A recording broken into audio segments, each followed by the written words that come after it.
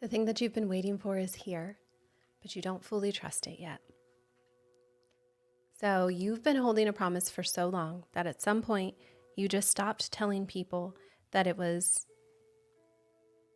anything that you were worrying about anymore. Not because you stopped believing it, but because if you were to say it out loud and you were standing there with nothing to show for it, it started to do more to you than what you wanted, than if you just would have kept praying. So you keep going. You did that next thing and you managed your year. You were faithful to the thing in front of you, even while the bigger thing stayed quiet. Okay, and somewhere in all of that, you rearranged yourself around the absence. You stopped planning for it. Maybe you stopped leaving space for it. You got good at not needing it. And now it's moving. Something shifted, and the thing that you had quietly put under, like maybe someday in your mind, it's not there anymore. You're waiting for the reason why it's not going to work. If that's you, this is where we're going to be going in Exodus 13. So good morning as you're coming in. Shell Bell. That was so funny. I'm glad that you were able to see that video and hop on the live. Good morning to each and every single one of you. Letty, Dragonfly, Jessica, Journey. Good morning as you guys are coming in. We are going to be in Exodus 13 today. We're going to be here for about an hour and a half because we have our Tuesday prayer call. So before we get into the text, I want to ask you something, as we always do. Is there a promise that you received from God? He told you it. He showed you it. He confirmed it to you. That you've stopped expecting it to happen. You still believe in Him. You still believe in what God placed in your heart. You just kind of stopped expecting. If that's you, can you put a P in the comments for promise? Or that's me, whatever that looks like. As we always do, we're going to come back to it at the end of the live. I'm going to drop it periodically. But if that's you, put that in there. Here's what sometimes happens when a promise takes a long time. At first, you kind of hold on to it closely. Maybe you journal about it, or you pray, or you tell like a few people about it, and then nothing changes. And then you pray some more, and you do things that you're supposed to do. Like you try to figure out, maybe it's taking so long because I misunderstood a part of it. So you revisit the moment that you received it, and you start examining it. And then nothing. And then more time passes and you get quieter about it. And it moves from like the front of your mind to somewhere in the back where everything else that's happening, you're just trying to everything else that you're trying to manage, you just move it back there. And you tell yourself, you know what, I'm going to release it to God. But some of you, what you're doing is actually self-protection. Like if you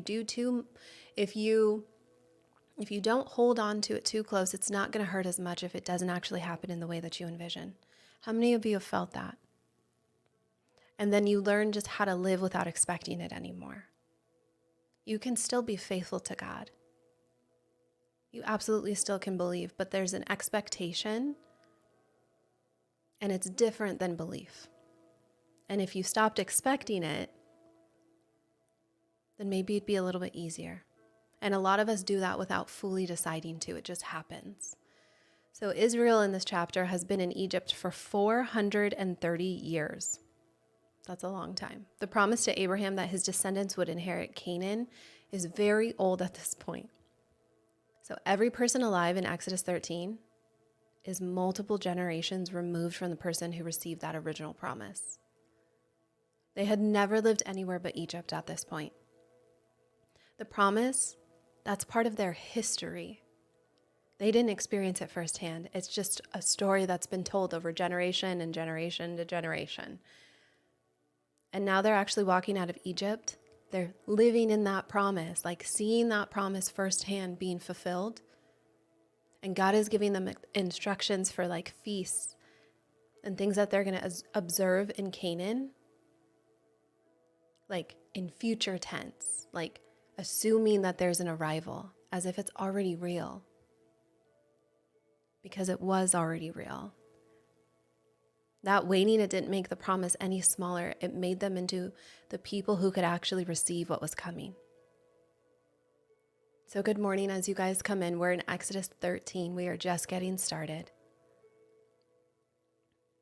Okay, so Exodus 13 isn't a chapter that most people spend a lot of time in. It kind of sits in between the Passover in Exodus 12 and the Red Sea in Exodus 14. And most people are just trying to get to the water. But what's in this chapter is actually the part that God did before the miracle that everybody knows about. The consecration, the feast, the bones of Joseph, the pillar of cloud and fire. Like, this is a chapter where God builds the infrastructure of the memory before Israel even gets anywhere. The reason he does it here between the deliverance and the destination, that's the thing that we're going to be focusing on today. So welcome as you guys come in. If you are new here, this is your first time being here, can you guys put that in the comments? Good morning.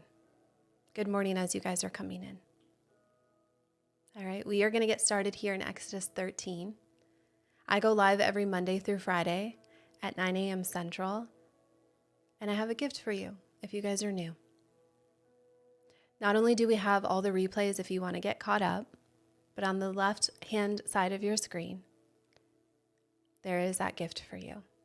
So good morning. Good morning as you guys are coming in. I asked at the top of this live as you guys were first coming in, I asked you a question, and it's one that we come back to periodically throughout the text. Is there a promise that you received from God, like something that he told you and he showed you, maybe he even confirmed it to you, and you've stopped fully believing in it, fully expecting it? Like, maybe you haven't stopped believing in it, you just stopped expecting that it was going to happen in the way that you envisioned. If that's you, can you put a P in the comments, like for promise? Or you could put that's me or promise, whatever that looks like. That's where we're going to be going today. We're going to be focusing on Exodus 13. And I invite you guys to stay with us, all right? So I do these Bible studies every weekday, Monday through Friday at 9 a.m. Central, and I read the text. I read from a New King James Version of Scripture. We're going to go through it piece by piece. We're going to look at some of the Hebrew, because we know that if we don't dive into it in some of the original text, it doesn't land as, like, there's so much depth in it. Okay, we're going to look at what life was actually like for those people, because the context changes everything. And then I always try to relate it back to how things are for us personally. Okay, so if you guys have your Bible, you can definitely get it. Otherwise, listen along. We're going to be in Exodus 13. So before we get started with each of our lives, I invite you guys in to pray. I always invite you guys in to put in the comments just even one word about what you're praying for God to move through in your life. Or you can put in that prayer that you've kind of stopped expecting after a while. Whatever that looks like for you, you guys can put that in the comments, okay? And we're gonna pray, and then we're gonna start our day in recapping and then get right to it, okay? All right. So we're going to go through this study just a little bit quicker than most. We're going to end at exactly 10:30 so that we can go into our Tuesday prayer call. So if any of you aren't familiar with that, at the bottom left hand of your screen, there is another option for you that says prayer call. I invite all of you ladies to join that. It's one where I cover you in prayer for the week. And you don't have to show up in any specific way. You just show up as you are, and I just cover us in specific prayer. So we'll do that right at 10:30. If you click on that link, it's going to send you the Zoom link. I think the description still says 10:45. We go at 10:30. I think I still need to change that. But all right, so we're going to get started in prayer. Heavenly Father, I thank you for today. I know that you know the hearts of each and every one of us. I pray that we have a really good day. Like one of those days that is so needed, that we can look back and say, thank you, God. Thank you for today. Thank you for being with us a little bit extra. As we go through this study, Father, I pray for wisdom and discernment. I pray that you decrease me and increase more of you. Fill this room, Holy Spirit. I know that you see every comment as it comes through, Father. I pray that this word today brings a comfort. Thank you for leading this live. Thank you for your beautiful word that you've given us. In Jesus' mighty name I pray. All right, everybody. So I'm going to do a recap of Exodus 12. Okay, and if any of you need the replays, you can go to that link again. The replays are there. So for any of you guys who were not with us in Exodus 12, this is the final plague. Okay, finally, right? The firstborn of Egypt. And God gave Israel very specific instructions. He said, take a lamb, one per household, and then I want you to sacrifice it at twilight. And you put the blood on the doorstep or the doorpost, and you stay inside. I want you to eat and then get dressed to leave. And at midnight, God is going to move through Egypt. So every firstborn that was in Egypt falls. And then Pharaoh calls to Moses and Aaron in the middle of the night, and he tells them, get out. Get out. Like Israel's been asking to leave for 10 plagues, and the answer is finally yes. And they leave in the middle of the night with unleavened bread. They didn't even have time to finish it. Like they leave with gold and silver. And the silver is the one that the Egyptians actually gave them. They leave with livestock. With 430 years of waiting, it ended just in one night. Like you've heard when people say, like, when God moves, be ready. That is exactly what this is. So Exodus 13 actually opens up the morning after, or close to it. They're out and they're moving, and God immediately has something to say. All right. So we're in Exodus 13, and I'll read verses 1 through 2. Then the Lord spoke to Moses, saying, consecrate to me all the firstborn. Whatever opens the womb among the children of Israel, both of man and beast, is mine. Those two verses of God speaking first, and this is happening before Moses gives people any instruction, before they get any sort of direction, or like before they have any sort of idea of where they're even going. God says, the firstborn belong to me. So in Hebrew, the word actually means consecrate or set apart or designate for a specific purpose. And so this is actually the root word, the same root word for holy.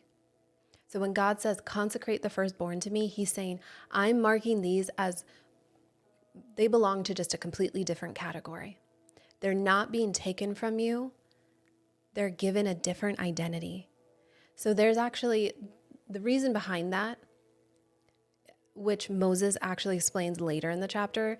The firstborn of Israel survived Exodus 12 because God passed over them, right? You guys remember yesterday, that those of you that were on, what God had done in this moment when he passed. I think a lot of people view it as passing over a home, but he was covering them specifically. Every house in Egypt lost its firstborn. Every house in Israel didn't. So the firstborn in Israel, they're alive specifically because of God's intervention. God is saying, because I preserved them, they actually belong to me. Their survival is their designation. So I want to go deeper into this because I think that if I don't, it'll be kind of hard to see why or how this applies to our lives. But there's something in our life that is alive right now because God preserved it. Whether that's a relationship that should have ended, or like a business that shouldn't have gone through the first year, maybe even a piece of your health or your faith or your family. Something that made it through a season that it shouldn't have taken. Like that shouldn't have taken it. Something that made it through that you've been managing, or like you've been working on building it. And without it fully registering, it's still there because God decided that it would be. So the consecration, it's not about taking something from Israel. It's about marking something that already belonged to a different order. God is actually formalizing something that was already true the night of the Passover. So there's He's saying these firstborn are mine because I kept them. And I want you to think about this. Like, what in your life is still standing because he kept it? Okay. There's so much that God does that I think it's so easy for us to miss just in our day-to-day. But there's so many things that he does, and he's the reason why these things are still going on today, why they're still standing. Okay, so some of you just joined, and we're in Exodus 13. I'd love to hear from you. If you're new, just say good morning. Say I'm new, whatever that looks like for you. We just want to welcome you in. So I just read from verses 1 and 2. Now, I'll go through verses 3 through 10, so I'm going to read just a little bit, all right? This is a feast of the unleavened bread. And it said, "And Moses said to the people, remember this day in which you went out of Egypt, out of the house of bondage. For my strength of hand, the Lord brought you out of this place. No leavened bread shall be eaten. On this day you are going out in the month Abib. And it shall be when the Lord brings you out into the land of the Canaanites and the Hittites and the Amorites and the Hivites and the Jebusites, which he swore to your fathers to give you, a land flowing with milk and honey, that you shall keep this service in this month. 7 days you shall eat unleavened bread, and on the 7th day there shall be a feast to the Lord. Unleavened bread shall be eaten 7 days, and no leavened bread shall be seen among you, nor shall leavened bread be seen among you in your quarters. And you shall tell your sons in that day, saying, this is done because of what the Lord did for me when I came up from Egypt. It shall be a sign to you on your hand, and as a memorial between your eyes, that the Lord's law may be in your mouth. For with a strong hand the Lord has brought you out of Egypt. You shall therefore keep this ordinance in this season from year to year." Okay, good morning, you guys. So there's a lot that's happening here in the text, but essentially what Moses says is remember. In Hebrew, he's saying zachor. I want to stop at that word because it doesn't mean what we think in English. So in English, remember is passive. And if any of you have been following me since the part of Genesis where we were with Noah, right? In English, remember, it's essentially passive. It means to think about something that happened, right? You can remember like a birthday and not do anything about it, or you remember your grandmother's voice when a certain song comes on. It's all mental, right? It's a feeling. It's recalling something. Like you can remember something and then just never move. In Hebrew, this word, zachor, it's actually an action word. So when the Bible says God remembered Israel in Egypt in Exodus 2, it doesn't mean that God finally thought about them again. It means that he acted. So the memory produced movement. So zachor is actually connected to what happens next. Moses isn't telling Israel to feel nostalgic about this night that they're in. He's telling them to let the memory of that night restructure how they live. So every single year, in a specific month, with specific food in their bodies, in their households with their children at the table watching, he's telling them, remember that. So this is actually important for us specifically. I'm going to tell you why in just a minute, so stay with me, but I want to stay in the text first, okay? So this feast is actually physical on purpose because leaven takes time. You can add leaven when you have time to wait for the bread to rise. If you guys remember, I told you leaven is yeast. So when you make bread, you generally have to wait several hours for it to rise. Okay? They didn't have that opportunity. When you add leaven, you have to wait. And then at this point, though, Israel left Egypt so fast that there was no time for the leaven. They took the dough before it even had a chance to do what dough normally does. And God says, eat that bread every single year. Like every year, put your body Like put in your body the food that tastes like the night that you left too fast to even wait. So that the memory is not just something that you know, it's something that your body can go back to and experience. It's in your meal in and of itself. It's in your kitchen for 7 days. It's sitting at your table and it's tasting different. And your children are like, why does this bread taste so different? Right? That feast is actually, it's built to generate a conversation that would have never happened otherwise. So God is designing the memory to survive by building a question into the practice. He didn't say, remember by reading the story once a year. He said, I want you to change what you eat for a whole week so that somebody who doesn't know the story is going to ask, like your children who ask, like, why are we eating this? That's the reason that the story survives. Like the practice isn't about the adults who already know it. That practice is actually making sure that the next generation can't grow up without encountering this story. They're going to experience a piece of it. So there's a part that actually relates very much so to us. We have all had moments where God has moved in your life so clearly, like very specifically. A door opened when you stopped knocking on it, or like this provision. It came from a direction that you couldn't have even orchestrated yourself, like even if you've tried. Like a word that landed in the middle of an ordinary Tuesday, and like you knew exactly where it was coming from. A sign that was only God, right? Have you guys had those moments, right? We've all had them. You've told people, maybe you've like journaled about it. How many of you guys have journals? I need one. I keep telling myself I need a journal because I want to remember these times. I feel like an old lady with dementia. Because my family will tell me about some things and I'm like, I don't remember that. I don't remember that. I want to remember these moments. They're the thing that you came back to when that next hard stretch started. Like, that's why I want to do it. I want to remember his faithfulness in these seasons.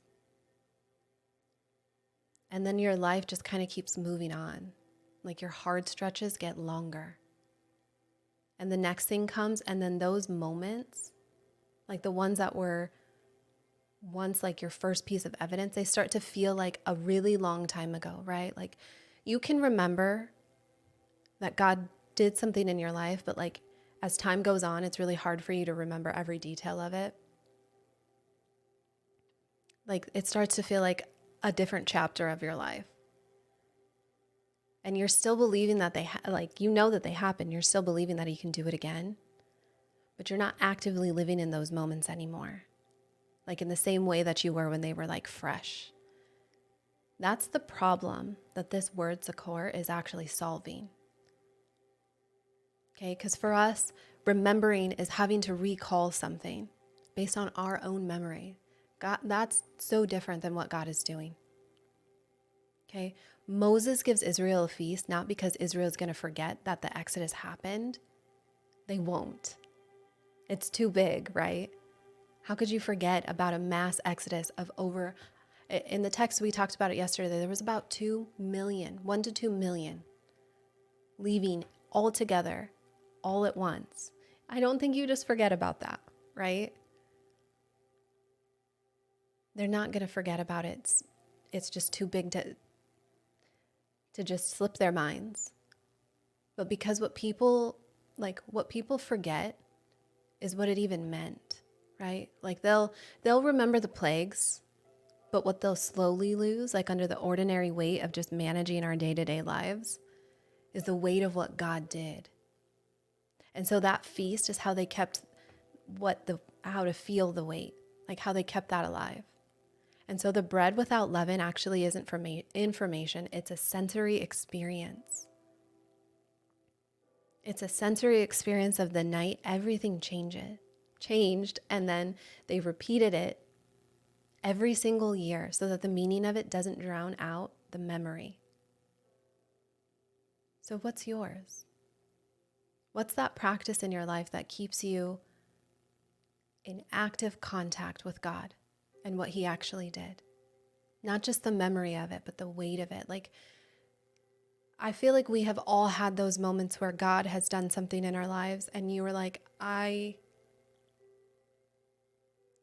can't even, I don't have words to express the beauty of this, God. I've never felt you more clearly. And in that moment, like, that feeling is probably one of the most beautiful feelings. Overwhelming. Like, how many of you have had that? Had a moment where it's like, I would give anything to go back to that moment of just feeling God so clearly in my life. But then I think as time goes on, we forget the depth of it. Because there's a difference between a woman who says like, God provided for me in that season, and a woman who felt like, you know what?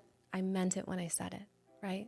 This feast is about staying in that second category. Not for emotional reasons, but because a woman who's still living from that kind of, from the weight of what God did, it's a different kind of steady than the one whose memories like filed it under, God blessed me. And then we stopped going back to it, like we moved on. I want you to look at what Moses says about the future. He says, when the Lord brings you into this land, right? That is future tense. They're actually standing in the wilderness and they cross the border of Egypt on foot in the night. They haven't crossed into the sea, right? Like that we know, because we know what happens in the future. They don't know that. They haven't crossed into the sea yet. They haven't won a battle or even seen the land. They haven't seen what God has promised them in the fullness of it. Moses in this moment, he doesn't have a map or military alliance, like no political arrangement. He is leading over like at least 1 million people out of this place. And he's giving them instructions for a feast that they will observe in Canaan, in the promised land that they haven't seen. And he's doing it as if the question of whether they arrive is already settled. Like he's standing in the confidence that they are going to get to the promise. But I want to point out that this isn't just optimism, because I think that optimism says something like, I think it's probably going to work out, right? I know, like, I'm going to trust in God that this happens. Like, no, what Moses is actually doing is something different. He's speaking from the promise as if it is already a fixed point, and the geography is it's the variable. Like, he knows that the land is real.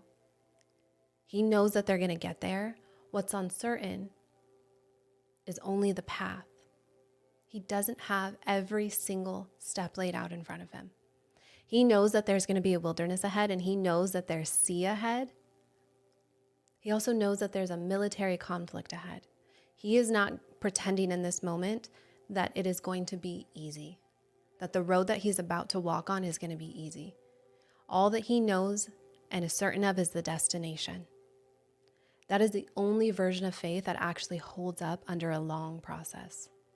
Not, it's going to be fine. The specific promise treated as it's settled. Even while the how remains unknown, right? You treating it as, God has done this for me, and maybe I don't know every single detail of what's going to happen, but I know that he has made a way for me. That is so different than I trust. Like I think it's probably gonna work out. Those are two completely different things. It's standing on a promise. So I wanna bring us back for a second, because we're in Exodus 13, and the Exodus has happened, right? Over 1 million Israelites, including some Egyptians, actually flee. All at once, in the middle of the night, the Exodus has happened. I'm sure all of you knew Exodus was like a mass exiting, right? That's what that means. I feel like this bird is going to fly into my window, because there is a bird that keeps flying around. And if it does happen and I get scared, like it scares me, don't laugh. But it keeps flying dangerously close to my window. Okay. So sorry, I keep getting distracted by it. This Exodus has happened already, and they're out. And the first things that God does that God and Moses do is that he gives them not like, he doesn't give them logistics or a map. He doesn't even tell them like the battle plan. He gives them a feast and a consecration. He gives them ways to remember what just happened. I find this so beautiful because it makes me think about Noah when he left the ark. The first thing that he did when he got off is he built an altar. He built an altar to the Lord to worship, to praise him, to say, thank you for getting me out of this season. Thank you for getting me out of this storm. And then Abraham, everywhere he went, he built an altar to the Lord, right? There's so much in this. After God gets you out of those seasons, he wants you to remember. And I think he does that because in our minds, it's so quick for us to want to go retreat, right? Like what we've been talking about time and time again, where once the pressure's lifted, we try to go back to our normal way before the pressure was even there. And I believe that God is saying, please remember this. Don't just file it away as a typical blessing. I want you to remember my faithfulness to you, because the next time you find yourself in another season, you won't be scrambling and worried. You won't be fearful because you'll know that I am the one that got you through, that I stayed faithful to my promise, right? He gives them a feast and a consecration, like very specific ways to remember it and to mark what actually happened before they know what's even coming next. I feel like that part of it, before they even know what's coming next, I think that's so important, because a lot of times we feel like, God, I'm walking through a storm. I don't know what to expect. Please help me. And we're fearful, which is so normal, right? God knew that about us. He put it in the Bible so many times. He knew that's how we would be. And even still, he's like, please remember. But I also want you to know that regardless of what comes next, I'm going to be with you. You're not going to know. And I think that's for a very specific reason, right? But before they know what comes next, they're given a way to hold on to what just happened so they don't lose it in the process of what's coming, right? The promise and the proof of it, they actually arrive at the same time. So we're going to keep going. So we are in Exodus 13 and verses 11 through 16. And I want to say good morning to some of you. I saw you coming in. And I didn't get a chance to say good morning because I didn't want to pause. But good morning to my aunties and my mom. And to those of you that I haven't said good morning to, good morning. Okay? So, I'll read through verse 11 through 16. This is the law of the firstborn.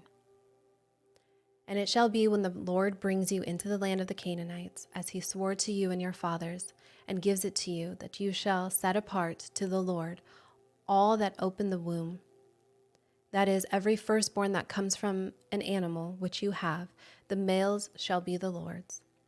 But every firstborn of a donkey shall redeem with a lamb, and you will not redeem it. Then you shall break its neck. And all the firstborn of man among your sons you shall redeem. So it shall be, when your son asks you in time to come, saying, what is this? That you shall say to him, by strength of the hand of the Lord brought us out of Egypt, out of the house of bondage. And it came to pass, when Pharaoh was stubborn about letting us go, that the Lord unalived all the firstborn in the land of Egypt, both the firstborn of man and the firstborn of beast. Therefore I sacrifice to the Lord all males that open the womb, but all the firstborn of my sons I've redeemed. It shall be as a sign in your hand, and the frontlets between your eyes, for by the strength of the hand of the Lord brought us out of Egypt. Okay. I feel like this donkey piece of it is actually kind of strange the first time you read it. Like, why a donkey so specifically? So I went a little bit deeper in that, because I found it interesting that there's a donkey here. We're talking about firstborns. What did Jesus ride in on? Right? I was like, what is this? Is there something to this more specifically? So in that world, the donkey was a working animal, right? It is one of the most economically valuable things that a family could own. It carried goods, it plowed fields, it transported everything, right? This firstborn donkey actually represented a significant household wealth. So God says, redeem it with a lamb. Substitute the lamb for a donkey or for the donkey. And if you will not redeem it, I want you to break its neck. So the donkey either gets redeemed or it has no use to anybody, which is okay. That's a lot. That's a lot, but there's so much in this, right? It is a substitution logic of the Passover playing out in the daily economic life, right? So a lamb died so that Israel's firstborn lived. And then now a lamb redeems the firstborn donkey. So every single time an Israelite family brings a lamb to redeem a firstborn donkey, they're actually reenacting the night of the Passover in their own yard. Not once. This is happening every single time a firstborn animal is going to be born. So this is them practicing this like theologically. And again, Moses says, when your son asks, the consecration of the firstborn is also a question generating system. He wants it to be something that because of this, they're going to go in and ask why. So when the child watches the lamb redeemed for the donkey and asks, why is this happening? Then the parent says, like, because a long time ago, Pharaoh wouldn't let us go, and then God brought us out by his hand. Your existence is connected to that night. This animal's life is actually connected to that night. So we don't let that become background information. This is so important that we need every single generation to know what's happening. Right? So here's what I want you to see about the answer that Moses actually gives to the child. Because what we see in this is he doesn't say, because God is good. He just goes in and tells a very specific story. He says, Pharaoh was stubborn. He says that God brought us out by the strength of his hand. He names the mechanism of which it happened. He also names the opposition. He names the action. He doesn't just give this child a principle. He gives the child the actual event of what happened. So when somebody asks you why you believe what you believe, the most powerful answer that you have is actually not a principle. It's a story. The specific moment that God moved, the specific door that God gave you and it opened, or even this thing that you survived when you shouldn't have. That's what you gave your children, right? This is what sustains faith, like a faith across generations. It's not doctrine alone. Like, this doctrine is beautiful, right? But there's so much power in the testimony. People, like, psychologically, people relate to stories so much better. In marketing, like the best market type of marketing is storytelling, because people relate to that. They can understand a story. We know that God's not marketing to people, but psychologically, that's how our brains relate to things so much better, is through story. This is what's going to, and it's how much easier is it for us to tell a story across generation and generation and generation. God said that. He said that in just a few chapters ago. He said, I'm doing this. I had to harden Pharaoh's heart because it was going to be something that needed to be told amongst generations. Yes, Jesus and his parables. Exactly. This Exodus is going to be told amongst your grandchildren and their grandchildren. And here we are, thousands of years later, telling that same story. So I want to stay here for just a minute, because I feel like there's a promise in your life that you've received directly, right? You know when. You know where you were. Maybe somebody spoke it over you, or like maybe it came through scripture. Maybe it came with this moment of clarity that you can't fully explain, but you haven't forgotten, and you received it. And then the years came and like that promise didn't necessarily move on your own timeline. And you learned how to hold on to it a little bit more loosely, because you were afraid of holding on to it too tightly and then not feeling like it was ever going to come to be. right? And then you started to think, that probably was just me. I think that maybe I imagined certain pieces of it, or maybe I did something wrong. So you put it back, right? You keep going, you put it in the back of your mind. You were faithful to the things that were right in front of you. You did the work in private. Nobody asked you about it and nobody applauds, but you did it anyway. You showed up. You showed up for your family, you built your business, you served your community, you held your household together. You grew your faith in the middle of circumstances that were not cooperating with the promise. This is what Israel has been doing for 400 years. Every single generation, they have been faithful to Egypt's economy because that was just the economy that they were in. They were raising their children and they were surviving. They were actually holding the promise of Canaan without any evidence that Canaan was closer than it was the day before. And then the night of the Passover actually came, and now they're walking. And God doesn't start with a celebration. He starts with consecration. He starts with a memory infrastructure.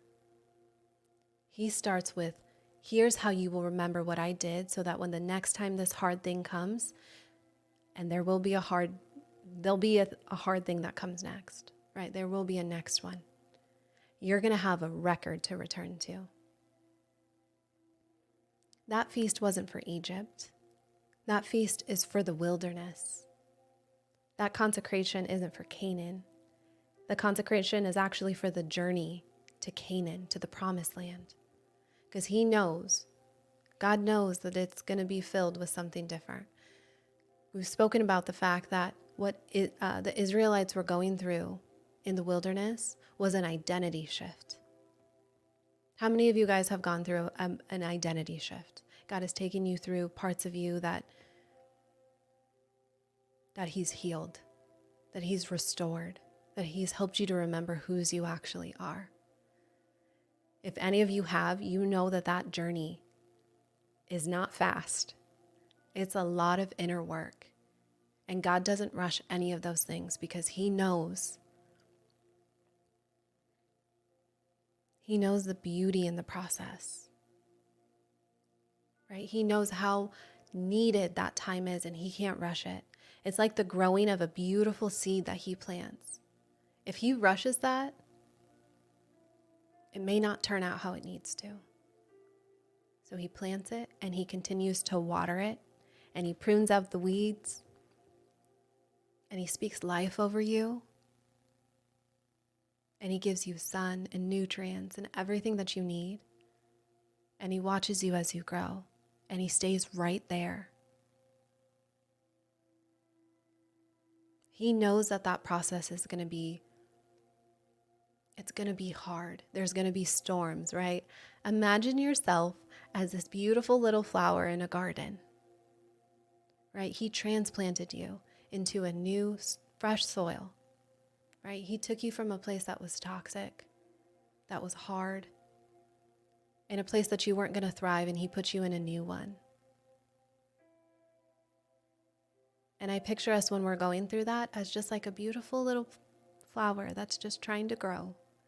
And you have our beautiful gardener that's standing over us, just speaking so beautifully into us, giving us everything we need. And He was patient and He just waits.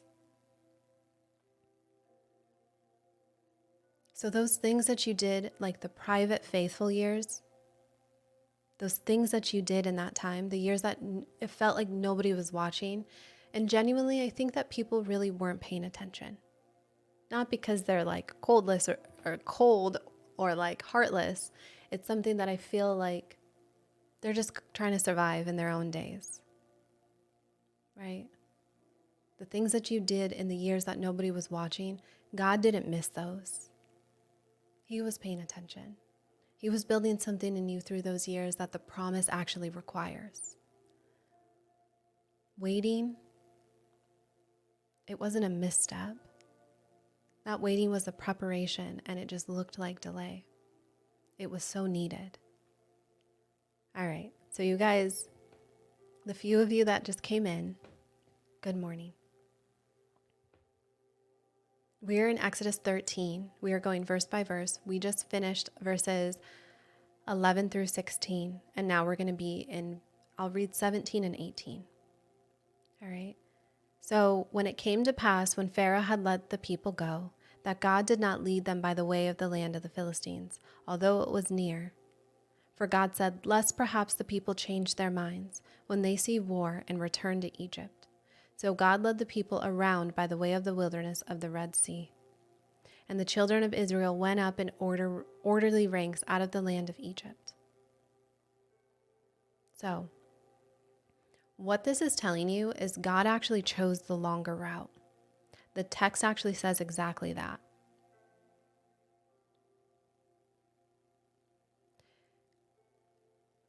It tells you why, more specifically.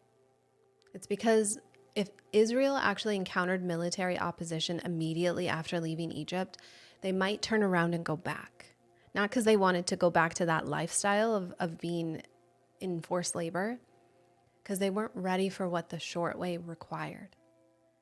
So 400 years of being into forced labor, it actually doesn't produce people equipped for immediate military conflict with a fortified Philistine quarter. Like, it just doesn't do that. The Philistine coast was a heavily monitored military and trade route. And so Egyptian forts lined up at regular intervals. So this was not an open road. It was actually very controlled, and it was armed, and it was designed to stop exactly the kind of movement that Israel was making. So God wasn't just being cautious out of doubt. He was routing 2 to 3 million people. Millions of people. He was telling them exactly where to go. There was elderly. They were with children. They had livestock. They had carts. They were people who had never lived anywhere else but in Egypt. And he did it around a path that would have ended them before they even started. So the text says, lest perhaps the people change their minds when they see war and return to Egypt. This was actually a psychological observation. So God knows that when what these people are capable of at this moment. So he knows that these people who have survived for 400 years by compliance, they don't do it automatically, or they don't automatically become warriors the morning after Passover. You have to remember that these people, I feel like when I look at the state that these Israelites were in, they were such broken people. They were people who were told what to do all their lives. They were enslaved. They had 400 years of bending to Pharaoh's system, and that does so much to people internally. That person isn't just broken. There's so much within them that needs their identity restored. Israel is faithful. They've proved that in this moment, right? They are God-fearing. They kept the Passover. They packed, and then they're walking.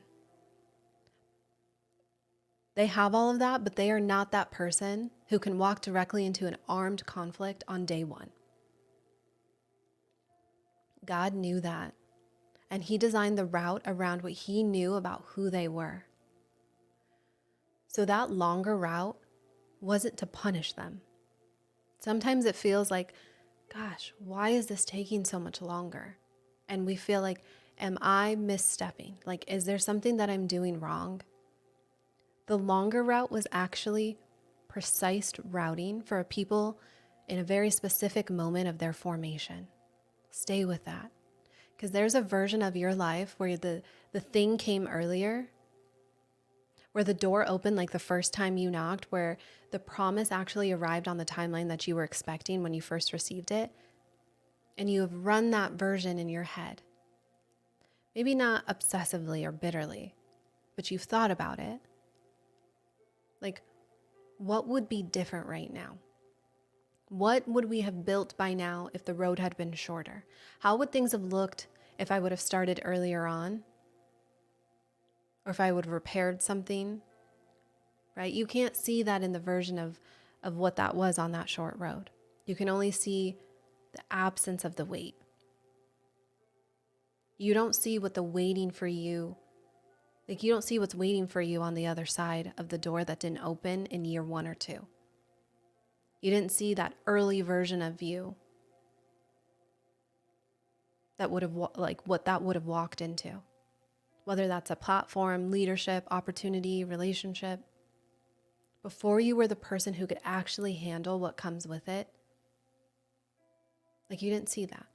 You were measuring the loss of time without being able to measure what the time kept you from, because you didn't know about it.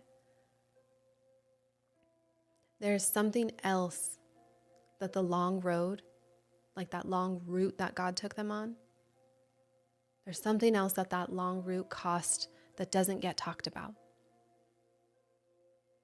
It cost how you looked to the people who were watching you. Like a woman on a visible, clean trajectory, they're very easy to follow. Like people can track them. They can celebrate the markers like as they come. They share her story. Like this woman that's on the long route has a timeline that doesn't make sense from the outside. She started something and then it went sideways and she was quiet for a period of time, and then she comes back to it and it looked different than before, right? Other people moved into spaces that we had been heading towards. And this woman, she was still mid-route when it happened. Nobody writes the story of the slow or like the complicated decade, because there's no clean line to follow from the outside. But she was faithful through all of it. She built through all of it. She just couldn't prove it in real time. That's real. That's a specific cost, and it's not too small. But here's what that long route actually built. That the short route, why do I keep wanting to mix the two of them? It's route, not road. The short route could not have, okay? This woman knows exactly what she's doing and why. She knows which parts of this journey are genuinely hers, and which parts she actually absorbed from somebody else's version of the thing that she was building. And she knows it because she's had enough time and enough failure to learn the difference. She has been through enough opposition that the next round doesn't make her question whether she heard God right. She has prayed through enough dry stretches that she actually knows what to do when the dry comes again. Like she knows how to hold on to a promise through a year that provides zero evidence that it's coming. That short route, it produces a talented, capable, gifted person. But the long route, it actually produces all of that, plus a specific kind of tested steadiness that only comes from having been on that road long enough for it to actually cost something. So God knew. He knew what was on the Philistine corridor, right? He took them the way that got them to Canaan intact. The cloud that led them south wasn't lost. It was leading them to the destination by the only way that preserved them for it. So what God is telling you by taking that long road or that long route isn't to keep you wandering. He wants to keep you to the point where when you arrive at the promise, you arrive intact. Because he can see things. He can see things that are a threat before you ever even knew of the threat. He knows it's there, and he has built a contingency around it. He has built a different path that's going to protect you so that when you step into that next season, you're going to step into it whole. You're going to step into it in a renewed version of yourself. So I want to know one word for the route that you've been on. Not where you started, not where you're going. Just one word for the road that you're on right now. Is it hard? Is it long? Is it short? Is it painful? Is it beautiful? What does that look like? What does that look like for all of you? Mine has been long. Yeah. Bumpy, steady. Yeah, these are good. These are good. Long and steady would be mine. He has been right there with me in every process, every part of the process. Yeah. These are really good. Beautiful and bumpy. Yep. It's all my emotions. Yep. That's the same way with me. Trying. These are really good. All right. So in verse 19, I want to talk about Joseph's bones. So when we get to this point, it says, "And Moses took the bones of Joseph with him, for he had placed the children of Israel under the solemn oath, saying, God will surely visit you, and you shall carry up my bones from here with you." This is one of those verses that gets read past very quickly. It's one sentence in the middle of this massive departure. Moses, in the middle of everything, like the plagues, the Passover, the panicking. Well, not panicking. Maybe they were. Them gathering everything together and then organizing about 2 million people. The beginning of the actual Exodus, he stopped to get Joseph's bones. Joseph actually passed away in Egypt roughly 400 years before this moment. I'm surprised there was anything left. I don't know how long it takes for it to finally be gone, but that seems like a really long time. I guess when you think about it, I mean, dinosaur bones are being excavated. I don't know how long it takes for humans, though, when they're preserved in a certain way. Clearly, there was something left, though. So he stops in the middle of all of that, and he makes his brothers swear an oath at his deathbed. When God brings you out of here, take me with you. Remember, Joseph said that? Bury me in Canaan. That's in Genesis 50:25. That oath passed from generation to generation. Someone in every single generation held that obligation without seeing it being fulfilled. This promise was being kept alive across 4 centuries and people who had never been in the land where the promise was supposed to be completed. And then Moses, in the middle of Exodus, he remembered. He went to go get those bones of a man who passed away before his grandfather's grandfather was born. And he carried them into the wilderness because a promise made 400 years ago was still binding. There are 2 things in this. First, Joseph believed in Exodus before anyone ever lived in Exodus 13. Before anybody, sorry, I should reframe that. Joseph believed in Exodus before anyone living in Exodus 13 was even born.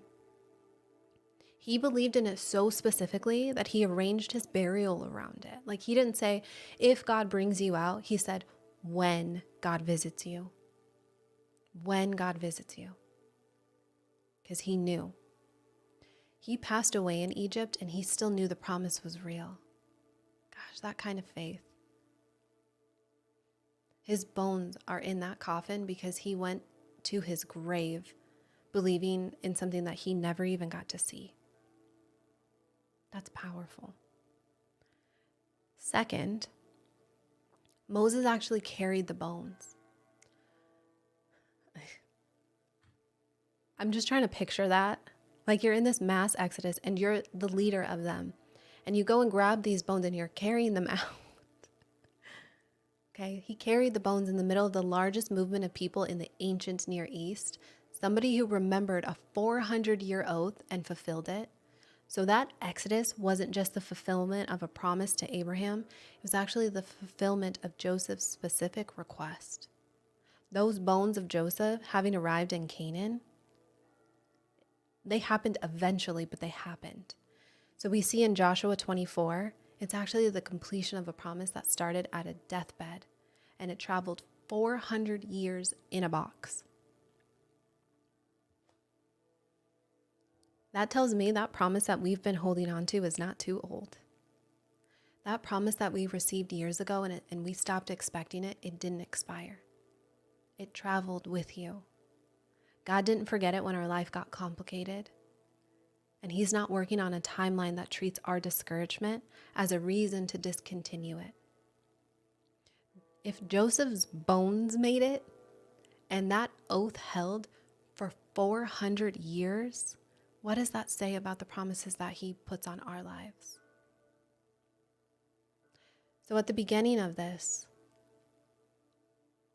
I asked you guys to put the letter P. If there is a promise that you've stopped fully expecting, and maybe you didn't stop believing in it, it was something that you just stopped expecting. And I asked you guys, put a P if you've ever felt that way, right? Like you stopped because you're a person living in real time with real circumstances and a sustained expectation for something that never seems to arrive. That is one of the hardest things. One of the hardest things that we as human beings can do. Right? So I asked you guys to type a P at the beginning of this live. Sometimes we feel like our faith fails in those moments. Like we regret feeling that way. And we feel guilty. It is one of the hardest things that we can do as humans, is to hold on to a promise for a long time and live our lives day to day in real circumstances and expect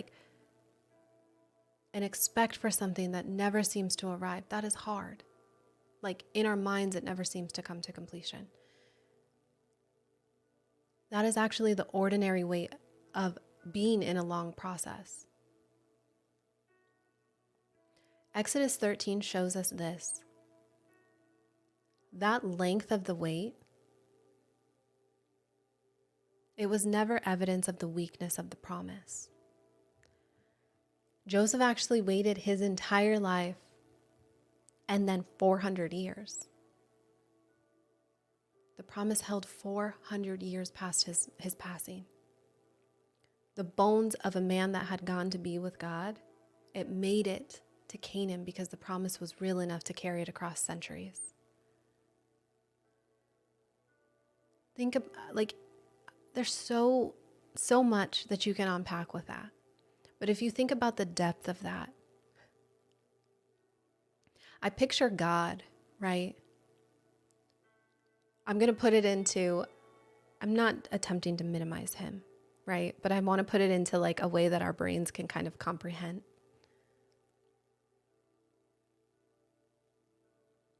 Imagine you are going on, like there's a storm that's about to happen and God says, we got to go. Like picture him being the head of the household, the father. And he's saying, we need to leave right now. And he has 20 children. Okay, that's a lot for us. 20 children and a wife and grandchildren. There's hundreds of people in your household. And he's saying, get out right now. There's a storm. And you are like freaking out. You're grabbing your bread. You're grabbing some of the things that you packed. And in the middle of it, God remembers, wait, I have to go back and grab this. This is too important to me because it's a promise that I made. I need to go back and grab this one thing. And most people would be like, do you really need to grab that right now? And God is like, yes, I made a promise and I need to keep it. And so he's carrying this promise out. Like I picture him like a father who is corralling his children out, seeing that they're safe because he's made a plan. And he says, I need to go and make sure that this part of the promise, which is Joseph's bones, he's been waiting for over 400 years. I need to make sure that they come with. How intentional is he that in the middle of that, he sees that and he remembered that that was still a promise. Like to me, that's so intentional that he would stop and make sure that like that's a big deal to them, but something as small as that would come to be. Because these are his bones. Like they don't need to go anywhere. But he wants to hold true to that promise because it's important. It's like, I picture it like, it's not the same thing, but like, you know how sometimes as a parent, your kid is like, I need my stuffed animal. And you're like, we really gotta go. And they're like, but it's all I have. Like, this is important to me. And so you go run back and like, God didn't forget it, but he goes back to get it to make sure that it honors what he said. I just picture him as just this father that there's no words to describe him, the beauty of it. Okay, so you asked me to repeat it. Okay. You said the length of the wait. Let's see. Oh, the length of the wait was never evidence of the weakness of the promise. Thank you for that. God didn't pick up his bones. Moses carried them out because God reminded him of the promise. Yes, the prayer call is today. It's at 10:30. Thank you for the reminder. Okay. Exodus 13 is showing us that the length of the wait was never evidence of the weakness of the promise. So what God told you is very real. Not real when you first received it and then it got weaker as time passed. It's still real. That same God who sustained a promise across 400 years and then remembered a deathbed oath in the middle of Exodus, that is a God that's beyond words. That God has not lost track of what he has said to you.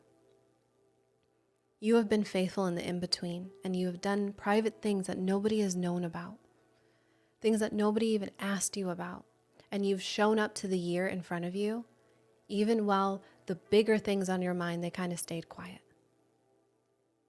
And what God is doing with that faithfulness isn't nothing. He is building the person who can actually inhabit what he has promised. How many of you have walked out, like you know everything within you, God has walked you out of a season and you needed everything that season required you to go through. You needed it because that version of you that stands as you are today needed that season. That is me. And so often we don't even know. We don't even know how broken we are. So often we don't know how much of our mental space is tied to the things that God is saying, I want you to release that. So I want to say that P that you guys typed, it's not wishful thinking. It is a record. It is a deathbed oath that we have been carrying. And it's gonna arrive when God says it will. So in verses 20 through 22, it says, so they took their journey from Succoth and camped in Etham at the edge of the wilderness. And the Lord went before them by day in a pillar of cloud to lead the way, and by night in a pillar of fire to give them light. So as to go by night or day and night, he did not take away the pillar of cloud by day or the pillar of fire by night from before the people. So this pillar of cloud that happened by day and then a fire by night is actually the most sustained miracle in the entire Old Testament by some accounts. Okay, by what some people consider, but it is very significant. So what this means is it's an ongoing daily event. This is the ongoing daily reality of Israel's movement through the wilderness. God doesn't hand them a map and say, I wish you well. He positions himself at the front of the column. He moves and they follow. This cloud, it moved during the day. This was in the Sinai wilderness, midday heat that it reached temperatures that would take out a person. This was a pillar of cloud overhead over an enormous group of people moving through desert terrain, and it's not just directional, it was actually shade. that part, it stops me because it's like every single time you see something as just like, oh, that's a cloud, like a cloud follows. When you understand the deeper part of it, I don't think like as a human being, somebody could look at me and see like time and time and time and time and time again of my goodness like they could his.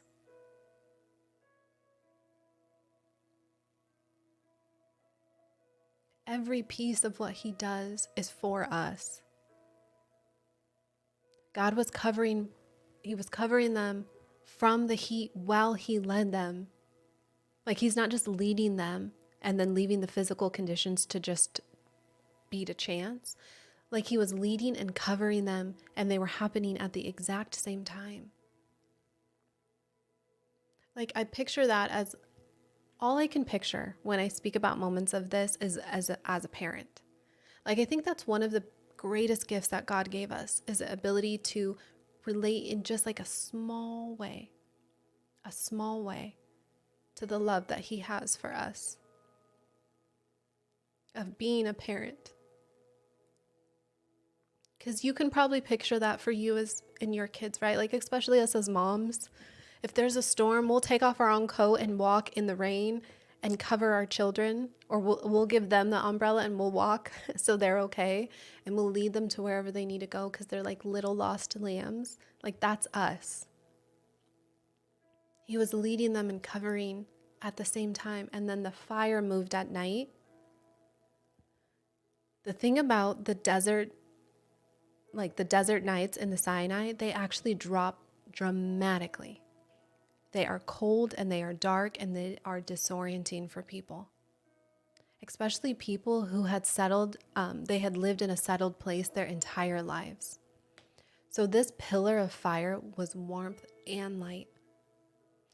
These people just left everything. They didn't have time to pack. I went camping this weekend for the first time with since my boys have been, since we've had our boys. And thank goodness. Thank you, God, for giving me a husband he is not prepared on any other trip. Like he's like the passenger princess when we take any of the other trips, because I handle everything. This one, he was like, this is my jam. He loves camping. He grew up doing it so much. So I got to be the passenger princess this time. And he was like, we have to pack any and everything, like toilet paper and paper towels and soap and you're like things you don't even think you're going to need. You just need to pack them. Okay. So those of you that have been camping, you know how this goes, because you never know what you're going to need when you go there. So imagine these Israelites though. They're about to be out in the wilderness, and all they have time to grab is just the few things that they could pack and carry, some of their livestock, their children, unleavened bread. Like, they cannot take any and everything that they could possibly need. And they are out there in the dark. And they are also like in the dark, cold, disorienting night. And then in the heat that is so like awful that people could pass away. They just took it and they left. They didn't have those things, but what did God do? He said, I'm going to provide for you. Anything that you lack, I'm going to provide for you for. The pillar of fire, it was warmth and light to them. And that cloud was shade and protection. I love that the text makes a very specific point. It says God led them day and night. Not in the daytime where visibility was easier and things felt more manageable. Not in the hard parts when they needed direction most desperately. He did it continuously. He did it around the clock. Through the parts of the journey that they would remember in the ordinary hours in between, he was there. When we look at that last line, it says, he did not take away the pillar of cloud by day or the pillar of fire by night from before the people. He didn't take it away. So what that means is that line sits without drama, because there's everything, like it carries everything. I think it's because the reader who keeps going in Exodus knows what's coming, right? We know what's going to happen within Exodus. There's going to be a lot of complaining. There's a golden calf. There's rebellion. There's moments where Israel is directly, clearly, explicitly unfaithful. There is a lot that's coming. And that pillar stayed throughout all of it. It was not contingent on their behavior. It was not something that God withdrew when they disappointed him. It moved in front of them every single day. He did it through the faithful days and through the faithless ones. He did it through the moments of worship and through the moments where they felt like, well, we should have stayed in Egypt, right? Thank you for that. That's cute. Oh my gosh, that reminds me. You guys look in my story. That little bird was so perfect, Aunt Tina, because those two little planters, so we have two little planter beds on our porch, and one has a mama bird. She laid the cutest little nest egg in there, and the other day these little birds hatched, and they literally look like that one that you just said. And they're so cute because this little bird, when we looked in it, he's just holding his mouth open the whole time. So I'm going to put it in my stories because it's so cute, and it reminded me of that. So thank you. Because that's a highlight of my day, going and seeing these, like, the cutest little nests that I've ever seen with the tiniest little eggs. They look like those candy eggs, those little colored candy eggs. They're so cute. I have to make sure when I go to water that plant, I don't flood them out. But anyway, sorry I got distracted, but I had to mention that. So if I don't put it in my stories, you guys remind me, but I'll try to. Okay. So he was leading them throughout every part of it, and he didn't take it away. I want to bring this somewhere very specific for us, because there are moments where God's presence has been something that we've been waiting to feel again. Whether it's a season or like maybe a recent moment, or even a few years back, whatever that looks like, where the direction felt clear to us, where you knew what that next step looked like, where you felt like, you know what, I can see the cloud, and we could envision where it was going, and we followed it, and we had this knowledge, like this kind of clarity. And then somewhere in that, like that cloud, it stopped being as visible. And we kept going because we were faithful. But we felt like the clarity was gone. And we were doing the right things, but we didn't have as much confidence as we did before. We didn't have as much confidence that we knew exactly where we were headed. And then some part of us just kind of quietly concluded that the absence that we felt in that moment, that the absence felt like it meant that God had stepped back from the promise, that we lost him in some part of it, that he was less present than what he was when things felt so clear. Maybe at some point we stopped believing enough, and God felt that, and he changed the conditions of it. Israel couldn't always see where the cloud was going. They could see the cloud, but the pillar of the cloud in the wilderness, it's not a detailed map to where they're going. They just knew the direction. They didn't know the full route. They didn't even know what was 30 miles ahead of them. They didn't know that there was going to be sea between them and where they were going. They followed what they could see, and that was the pillar, and they trusted that the pillar knew the rest of it. The felt clarity that you lost, it wasn't God withdrawing. It was the nature of the wilderness. So when everything is uncertain, you can't see 30 miles ahead. And that route, it has probably more turns than what you expected. That doesn't mean that the cloud left you. That's what following a cloud looks like from inside of the journey. So he hasn't taken that away from you. That pillar still stands in front of you. What changes is the terrain, not the presence. I have to read this to you guys, okay? Let me pull it up because I don't have it memorized. It's Isaiah 43, verse 1 and 2. I should have it memorized, but I don't. He spoke this to me the other day through one of you, and I thank you. Why can't I find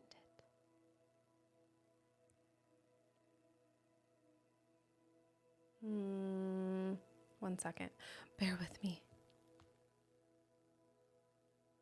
I have it saved as a photo on my phone, and I have 7,000 photos. Okay. Do not fear, for I have redeemed you. I have called you by your name. You are mine. When you pass through the waters, I will be with you, and the rivers will not overwhelm you. When you walk through the fire, you will not be scorched, and the flame will not burn you. That tells me that no matter what this season looks like, He has you covered. He has gone before you. That the terrain may shift, that the waters may become overwhelming, but they won't overwhelm you. That you're going to walk through fire and it's not even going to touch you. So He is still covering the heat of whatever this season is asking you. He's still lighting what needs to be lit. He hasn't turned that light off. Okay. I want to also read from Revelation 21:23. It says, in the new creation there is no sun, no moon, because of the glory of God, which illuminates everything. The city has no need of them, because God Himself is the light. The pillar of cloud and fire in Exodus 13, it is the same wilderness form of that. That is that same reality. God as the light source of His people. Not in the form that fit the wilderness, right? Not the final form. The provisional form that was given to people in the process as they were moving through terrain that they didn't even know. They were heading somewhere that they had only ever heard of as being like, they only heard it described. So that pillar isn't what God ultimately has for you. It's what He gives you for the wilderness. And even in the wilderness, He gave them enough. He covered the heat. He lit the night. He moved when they needed to move, and He stopped when they needed to stop. He didn't give them the full map and then just send them off. He gave them Himself. He was moving in front of them one day at a time. That's what we have now. We don't have the full map, and I get how hard that is. We want that sometimes. What we have is Him, though. Him moving in front of us. That has always been enough for us to arrive. I want to give Him a shout of praise because there's so much in this that I don't even realize that He does. And I want us to remember this as we go through these hard seasons. Can we type, He is still in front of me? He is still in front of me. He goes before us. Yes, He is still in front of me. Because that is what Exodus 13 says. It says before they crossed the Red Sea, before they reached Sinai, before they even had any idea of the wilderness and what it was going to require of them, God positioned Him in front of the column. He went before them, and He covered them in the heat, and He lit them during the night, and He didn't take it away, which tells me that He's still in front of every single one of us. Thank you for that, God. So before we close out today, if some of you are new, we hop right off this and go to our prayer call. I do this every single Tuesday. It's really quick. It's only about 20 minutes. And it is our time where you just hop on. It's on a separate platform. You hop on and I cover you just for 20 minutes.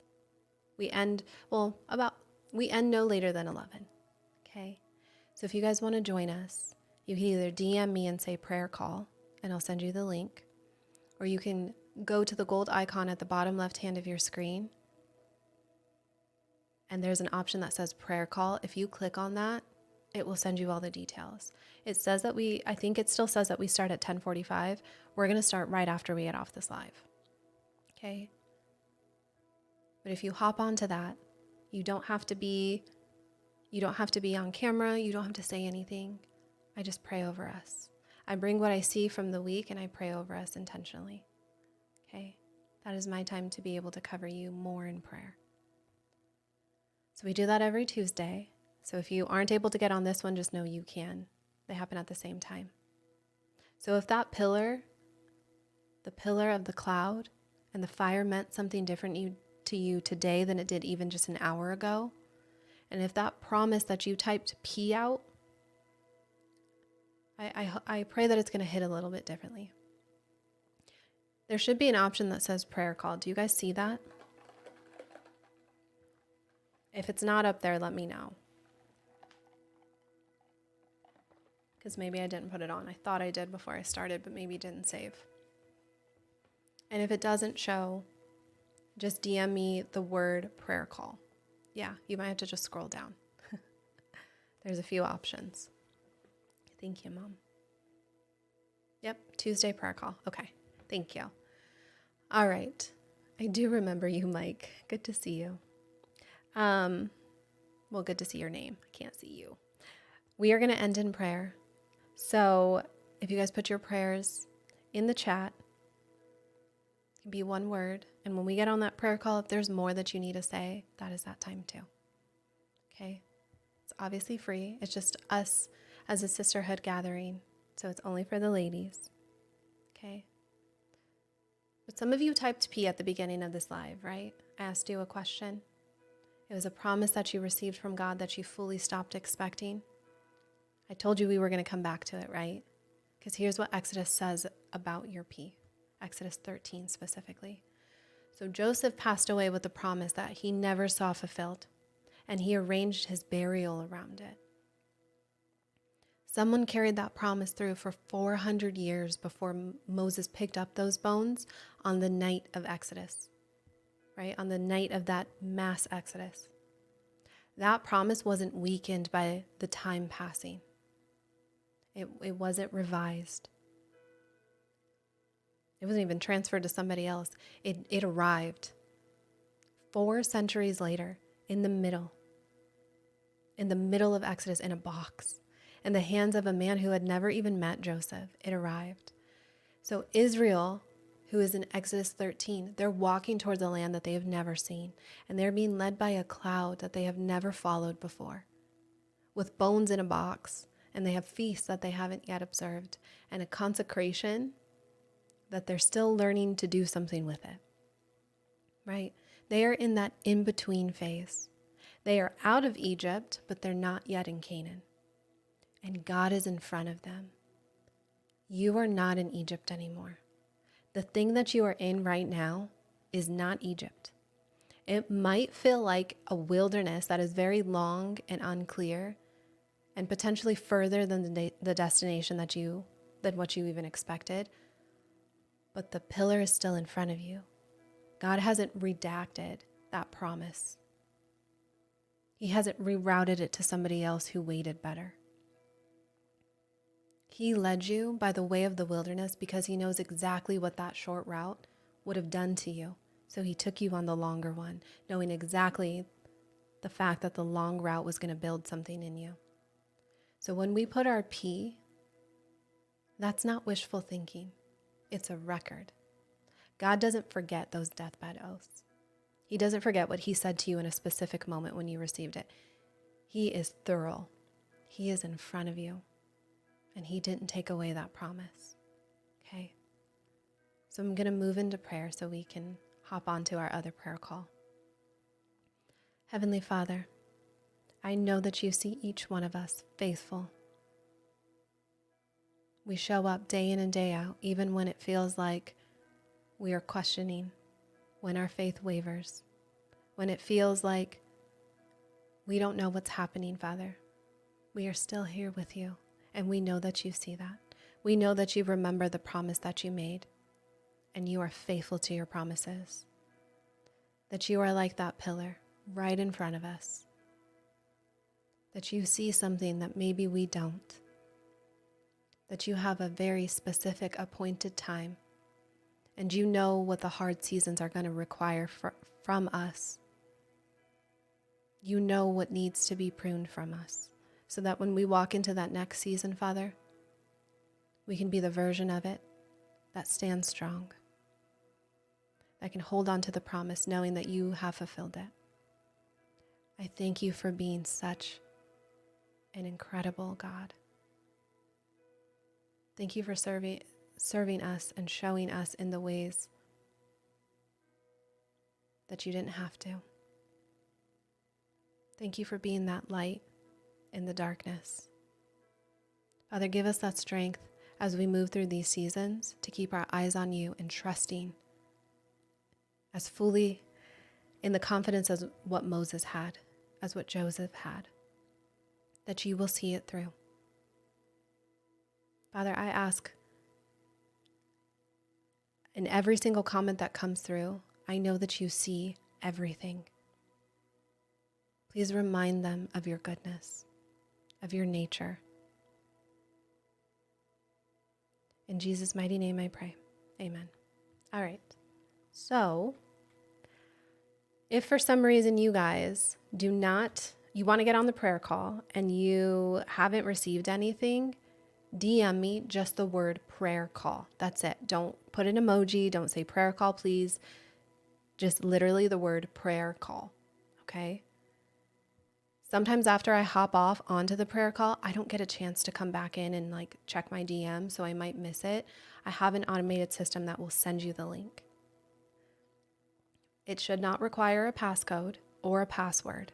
So if that happens, you have to DM me, Linda. I just want to make sure you get it, but it should not require anything from you. So if that happens, try it on a different browser or close out and try again. Okay? You'll be in a waiting room till I hop on. But just know, if you run into any tech issues, those are the two things. And I will do my best to try to, it should come through your email. Okay? If not, DM me prayer call. And I'll try to wait a couple minutes for you guys to hop on to the next one, or to hop on to the Zoom. But we end right at 11. We probably won't even get through to 11 today. But I don't do the replay, so try to hop on right away if you can. And I will be here. If this is your first time, just know that you guys can get the replays. Okay, if you miss it and you don't go to that gold link at the bottom, or the gold icon at the bottom of your screen, DM me replays. Okay, DM me replay and I will get that to you. Thank you all for being on here. Okay, tomorrow we're going to be in Exodus 14. The prayer call is happening now, right after this. Okay. We're going to be in Exodus 14 tomorrow, and that is the Red Sea. You don't want to miss it, because I want to highlight things that a lot of people miss. We like to focus on the big moments. I want to dive deeper into what those mean. Okay. So I will see those of you guys that are hopping on that prayer call with me here in just a minute for the remainder